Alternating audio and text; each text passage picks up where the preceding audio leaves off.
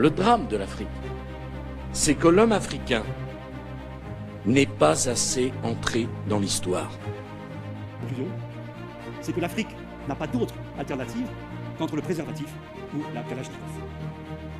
Mais il y a un problème, les schémas qu'on fait sont des mauvais schémas. On ne peut pas les continuer encore. Oui. L'indépendance, pourquoi faire? Pour nous, d'abord, pour être nous-mêmes,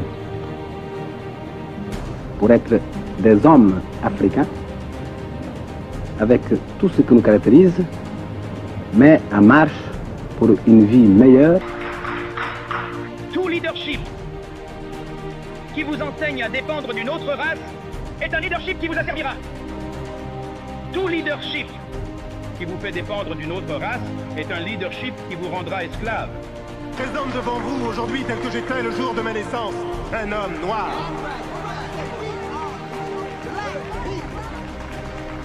Bien longtemps avant qu'il n'existe de républicains ou de démocrates, il y avait des noirs.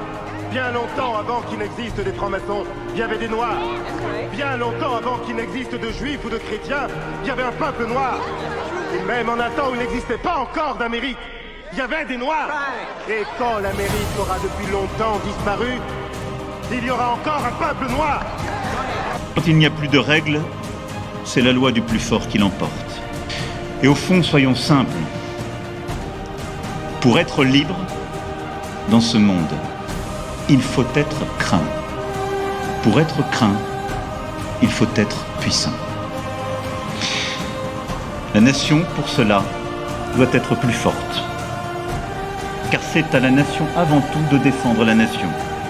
Formez-vous, armez-vous de science jusqu'aux dents, c'est ce que j'ai dit à Obenga, et arrachez votre patrimoine culturel.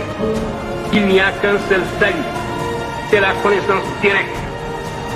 Et aucune paresse ne pourra nous dispenser de cet effort. Il faudra absolument acquérir la connaissance directe. À formation égale, la vérité triomphe.